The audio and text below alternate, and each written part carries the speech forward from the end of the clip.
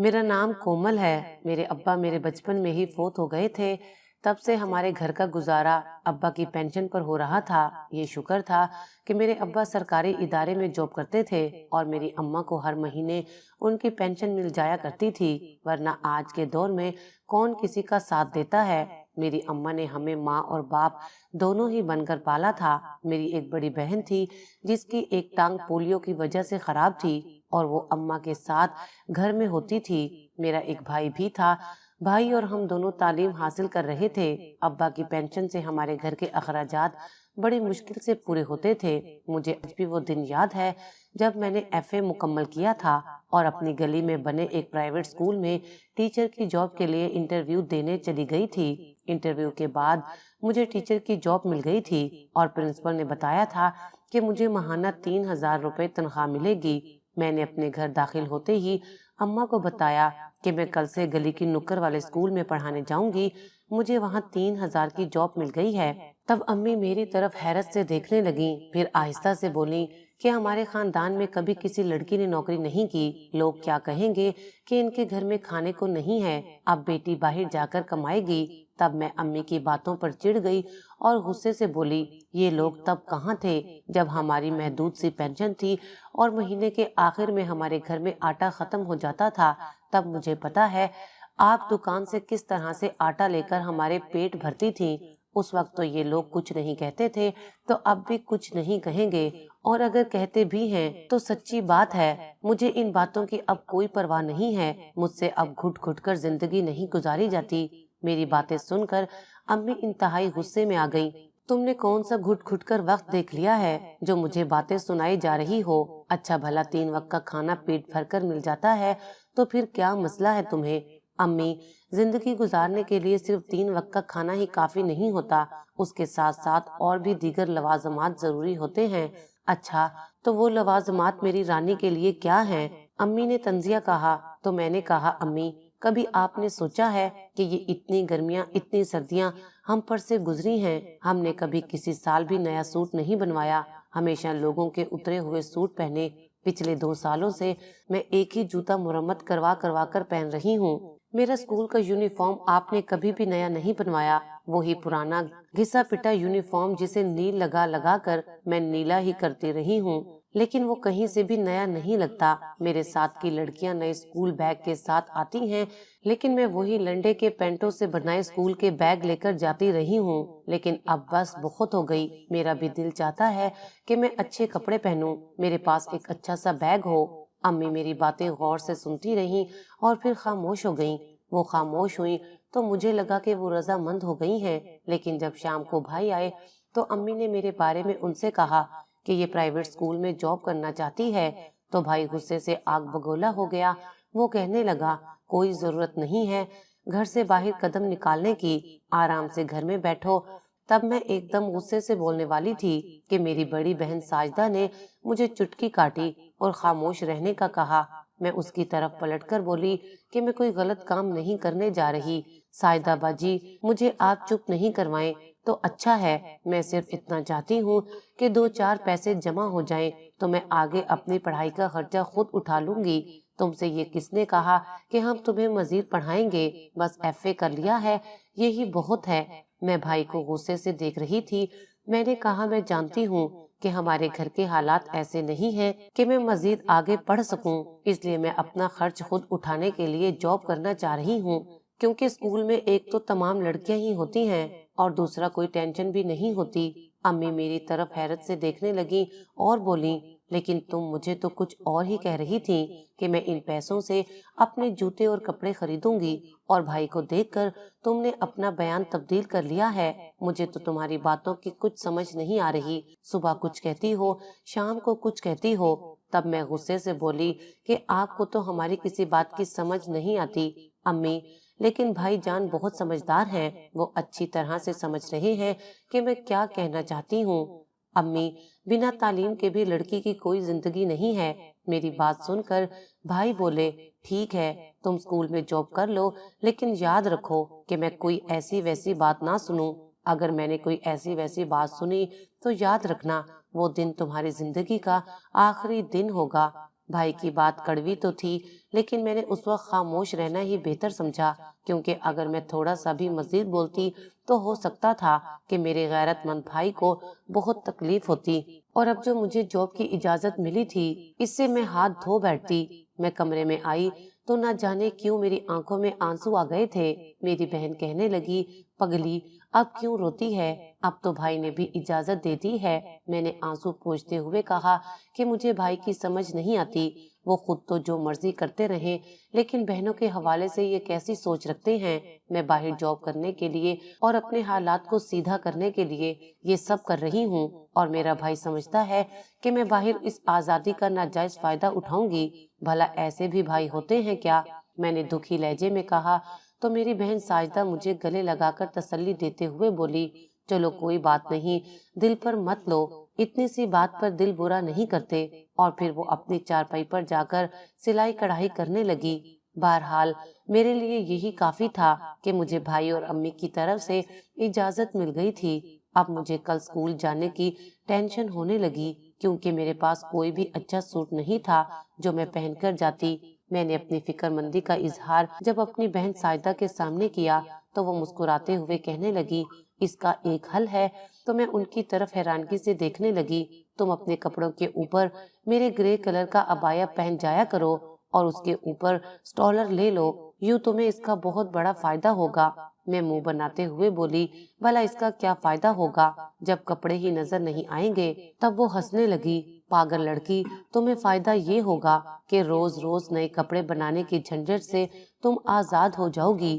لو بتاؤ، میں کپڑے بنانے کے لیے ہی تو یہ جاب کر رہی ہوں، اور آپ ہیں کہ مجھے کہتی ہیں کہ نئے کپڑے بنانے کی ضرورت ہی نہیں ہے۔ میری بہن کہنے لگی، تم ایک ماہ انہی کپڑوں کے ساتھ چلی جاؤ اور جب تنخواہ ملے گی اور اس سے نئے کپڑے بنا لینا۔ مجھے اس کا یہ آئیڈیا بہت پسند آیا اور میں نے ایسے ہی کیا۔ اسکول کا ماحول اتنا برا نہیں تھا، بس پرنسپل عجیب سخت مزاج کے انسان تھے، چھوٹی چھوٹی بات پر بری طرح سے بے عزت کرتے تھے۔ تب میرا دل رونے کو چاہتا تھا۔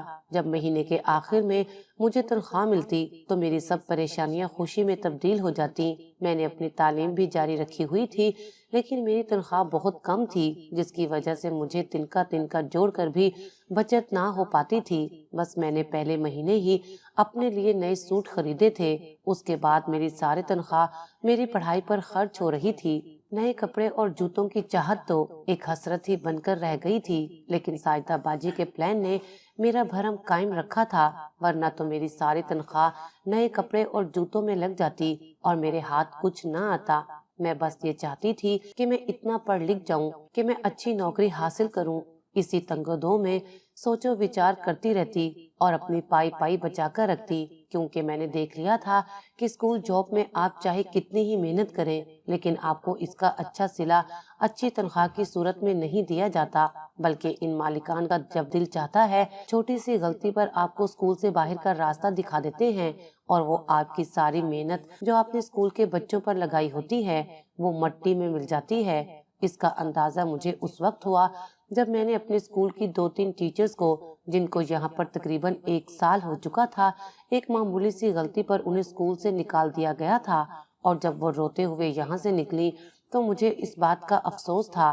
وہ بے حد ضرورت مند تھی جو اپنے گھر کی پریشانیوں اور تنگ دستیوں کی وجہ سے یہ جاب کرنے پر مجبور ہو گئی تھی، لیکن اسکول کے مالکان کبھی کسی کی مجبوری نہیں دیکھتے۔ حالانکہ یہ دونوں ہی بہت ہی محنتی ٹیچرز تھیں۔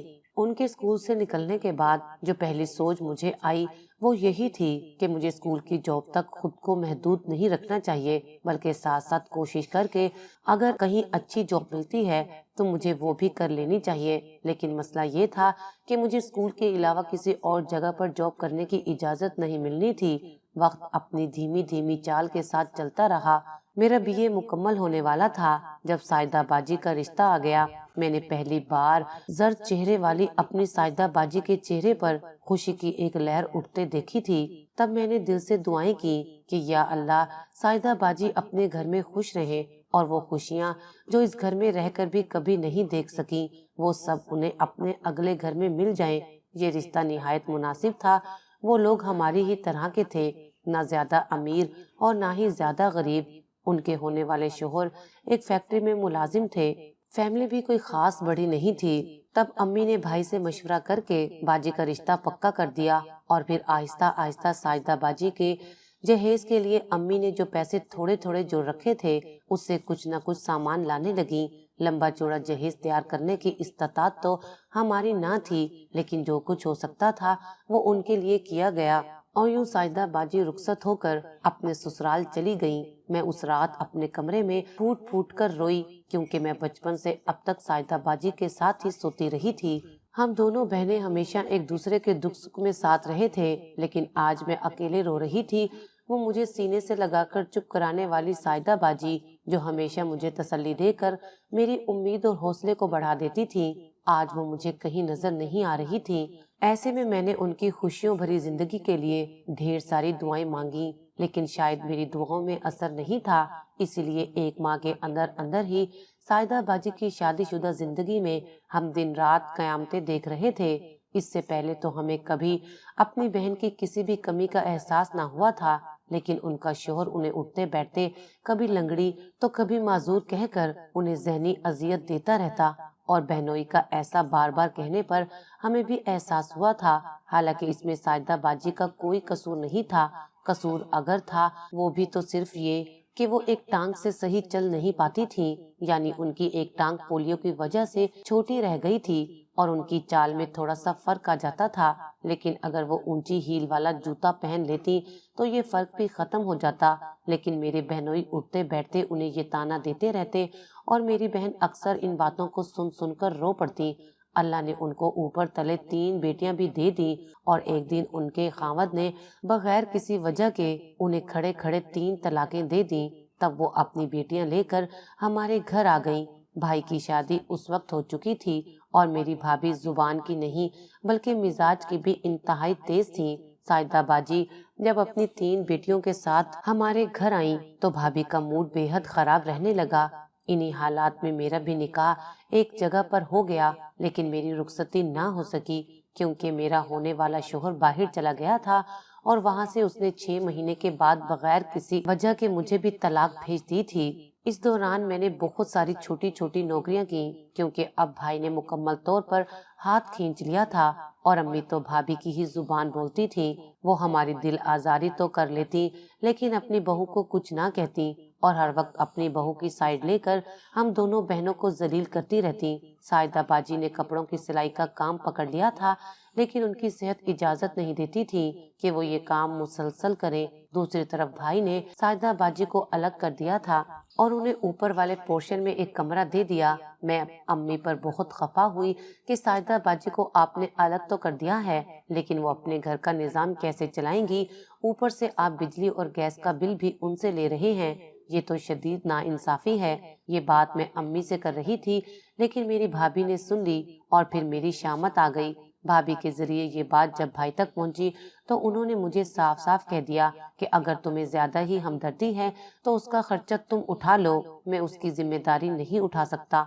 मैंने अम्मी की तरफ देखा, लेकिन अम्मी मुंह मोड़कर बैठ गईं। तब मैंने दिल में ठान ली कि मैं अपनी बहन को यूं सिसकता तड़पता हुआ नहीं देखूंगी और जहां तक हो सका मैं अपनी उस गरीब बहन के लिए इतना जरूर करूंगी कि उसके बच्चे भूखे ना मरे। उन्हीं दिनों मुझे अपनी सहेली की तवैस एक निजी एयरलाइन में एयर होस्टेस की जॉब का पता चला, तो मैं भी वहां पर इंटरव्यू देने के लिए चली गई। जैसा कि मैंने पहले बताया था कि मेरा कद काठ और रंग रूप अच्छा था, तो मुझे 1 हफ्ते के अंदर अंदर काल मसूल हुई और मुझे एयर होस्टेस की जॉब मिल गई। मेरी खुशी की इंतहा नहीं थी। मैंने ये खबर जब साजदा बाजी को सुनाई तो वो बहुत खुश हुई। उस दिन मेरी बहन के घर में आटा खत्म था, तो मैंने चुपके से भाभी के पोर्शन में आकर उनके किचन से थोड़ा सा आटा निकाला और जाकर साजदा बाजी को दे दिया कि वो रोटियां पकाकर बच्चों को दे कि वो भूखे हैं। लेकिन खुदा जाने ये बात अम्मी को क्यों हजम ना हुई और उन्होंने भाई से मेरी शिकायत लगा दी और उस दिन के बाद से किचन को ताला लगना शुरू हो गया। मैं अपने भाई और भाभी पर इतना हैरान ना हुई जितनी हैरानगी मुझे अपनी सगी माँ पर थी कि वो अपनी बेटी और उसके बच्चों को भूखा देखकर कैसे अपना पेट भर सकती हैं। भाई तो चलो अपनी बीवी के इशारों पर नाच रहा था, लेकिन अम्मी अगर चाहती तो साजदा बाजी की मदद कर सकती थी। लेकिन खुदा जाने उनके सीने में अल्लाह ने कैसा सख्त दिल रखा था कि उन्हें अपनी बीमार बेटी पर तरस भी नहीं आता था। مجھے یہ یقین آ گیا تھا کہ اب ہماری زندگی بس اپنے بلبوتے پر ہی گزرنی ہے۔ بھائی اور امی کی طرف سے اب ہمیں کوئی مالی سپورٹ نہیں مل سکتی تھی۔ امی اور بھائی نے میری جاب کی مخالفت تو بہت کی، لیکن پھر وہ خاموش ہو گئے کیونکہ میں نے ان کی کوئی بات نہیں سنی۔ اس نجی ایئر لائن میں میری جاب شروع ہوئے کافی دن ہو چکے تھے اور میں اپنی جاب سے اس لیے مطمئن تھی کہ میرے مالکان میری کارکردگی پر نہ صرف خوش تھے بلکہ مجھ پر یقین بھی کرنے لگے تھے۔ ہماری ایئر لائن پر بہت امیر کبیر لوگ سفر کرتے تھے۔ دوران پرواز وہ اپنی چیزیں خاص کر موبائل استعمال کرتے کرتے اپنی سیٹ کے ساتھ لگی ہوئی ٹیبل پر انتہائی لاپرواہی سے رکھ دیتے اور سو جاتے تھے۔ میں آتے جاتے کئی بار ان لوگوں کو دیکھتی اور ایک دن میں نے بہت خاموشی کے ساتھ جہاز لینڈ کرنے سے تھوڑی دیر پہلے ایک کسٹمر کا موبائل اٹھایا اور اسے اپنی جیب میں ڈال لیا اور باتھ روم میں جا کر اس کو فوراً بند کر دیا، اور دوسرے ملک کی ایئرپورٹ پر اترنے کے بعد میں نے وہ موبائل چپکے سے ایئرپورٹ سے باہر نکال کر فروخت کر دیا۔ یوں میرے پاس ایک اضافی رقم آ گئی اور بس پھر تو یہ سلسلہ جیسے چل ہی پڑا تھا۔ مجھے پیسوں کا یہ لالچ اس لیے بھی بڑھ گیا کہ میری زندگی کا واحد مقصد سائیدہ باجی اور ان کے بچوں کو اچھی زندگی دینا تھا۔ میں انہیں یوں بے بس اور لاچار دیکھ نہیں سکتی تھی، لیکن مجھے اس بات کا علم نہیں تھا کہ کسٹمر اپنی چیزوں کی گمشدگی کی رپورٹ کرنے لگے ہیں۔ انتظامیہ کو مجھ پر شک رہنے لگا تھا کیونکہ تمام ایئر ہوسٹس میں سے میں نئی تھی اور جب سے میں آئی تھی تب سے ہی شکایتوں کے انبار بھی لگنا شروع ہو گئے تھے، لیکن میں ہر بات سے بے خبر اپنے ہاتھ کی صفائی دکھاتی چلی گئی، یہاں تک کہ ایک بار میں نے میز پر رکھے ہوئے ایک بہت ہی خوبصورت اور قیمتی سے پاؤچ کو اٹھا کر اپنے کیبن میں چھپا دیا، لیکن بدقسمتی سے اس پاؤچ کو کھول کر دیکھنے کا مجھے وقت نہ ملا۔ میں نے وہ پاؤچ ایسے ہی اپنے بیگ میں رکھ لیا۔ اچانک شکایتیں بڑھنے کی وجہ سے ایک دن انتظامیہ نے مجھے جہاز میں سوار نہ ہونے دیا اور روک لیا اور مجھے کہا کہ میں انہیں اپنے کمرے کی تلاشی دوں۔ میں انہیں اپنے کمرے میں لے آئی جہاں پر انہوں نے میرا وہ بیگ دیکھ لیا جس میں میں چرائی ہوئی چیزیں ڈال کر لاتی تھی۔ اچانک انہوں نے وہ بیگ جب ہاتھ میں لیا تو مجھے لگا کہ سب ختم ہو جائے گا اور مجھے پولیس کے حوالے کر دیا جائے گا۔ میں نے اپنی آنکھیں بند کر لیں اور اپنے اللہ سے مدد طلب کرنے لگی اور دل میں کہا کہ اے اللہ اس بار مجھے بچا لے، میں سچے دل سے توبہ کرتی ہوں، میں کبھی ایسا گناہ نہیں کروں گی۔ پھر تصور میں اپنی بہن اور اس کے بچوں کو دیکھنے لگی جو کہ میرے آسرے پر کھل کر سانس لینے لگے تھے، جو اب قدرے بہتر کھانا کھانے لگے تھے۔ میری بہن سائدہ کا علاج چل رہا تھا اور اب وہ کافی بہتر تھی۔ مجھے لگا اب عزت تو جائے گی اور ساتھ ہی ساتھ یہ نوکری بھی چلی جائے گی اور پھر شاید ہی ایسی نوکری مجھے مل پائے۔ لیکن میری حیرت کی انتہا نہ رہی جب میرے بیگ کی تلاشی لینے کے بعد وہ دونوں آفیسر مجھ سے معذرت کرنے لگے کہ انہوں نے مجھ پر شک کیا تھا۔ میں حیران ہو کر ان کی طرف دیکھنے لگی تھی۔ میں نے اپنے بیگ میں جھانک کر دیکھا تو میری آنکھیں بھی پھٹی کی پھٹی رہ گئیں کیونکہ میرے بیگ میں غلاف کعبہ کا ایک پیس پڑا ہوا ملا تھا۔ جانے کیوں اللہ کے گھر کا غلاف دیکھ کر میری آنکھیں بھر آئیں اور میں رو پڑی۔ میرے اللہ نے مجھ پر کیسا پردہ ڈالا تھا، یہ میری سمجھ سے بالا تر تھا۔ حالانکہ اگر اللہ چاہتا تو میری پول کھل سکتی تھی، لیکن میں قربان جاؤں اللہ پر کہ اس نے میری نیت دیکھی۔ میں نے اس وقت سچے دل سے توبہ کر لی تھی۔ وہ جانتا تھا کہ میں ان پیسوں سے 3 بچوں کا پیٹ پال رہی تھی، لیکن میں اب کبھی بھی غلط راستے پر نہیں چلوں گی کیونکہ اللہ بھی بار بار ہماری غلطیوں پر پردہ نہیں ڈالتا۔ شاید اللہ تعالیٰ نے مجھے ایک موقع دیا تھا کہ میں سنبھل جاؤں اور سیدھے راستے پر آ جاؤں۔ اس دن کے بعد میں نے کبھی چوری نہیں کی۔ میں اب جتنا بھی کما کر لاتی اپنی بہن کے ہاتھ میں دے دیتی ہوں۔ میری بھانجیاں بہت ہی اچھے اسکول میں پڑھنے لگی تھی۔ گھر میں روز روز کے جھگڑوں کی وجہ سے میں اپنی بہن کے ساتھ ایک الگ گھر میں شفٹ ہو گئی تھی، لیکن میں ہر ماہ اپنی ماں کو کچھ نہ کچھ رقم بھجوا دیا کرتی کہ یہ میرا فرض بنتا تھا۔ میں نے شادی نہیں کی اور اپنی زندگی اپنی بہن اور اس کی بچیوں کے اچھے مستقبل کے لیے وقف کر دی۔ میں نے اپنی زندگی کی قربانی دے کر اپنی بہن کی بیٹیوں کی زندگی بنا ڈالی۔ آج وہ تینوں ایک بہت اچھے محکمے میں افسر بن گئی ہیں اور میری عزت اپنی ماں سے بھی زیادہ کرتی ہیں، اور انہیں اس مقام پر دیکھ کر مجھے لگتا ہے میرے اللہ نے دنیا جہان کی خوشیاں میری جھولی میں ڈال دی ہیں۔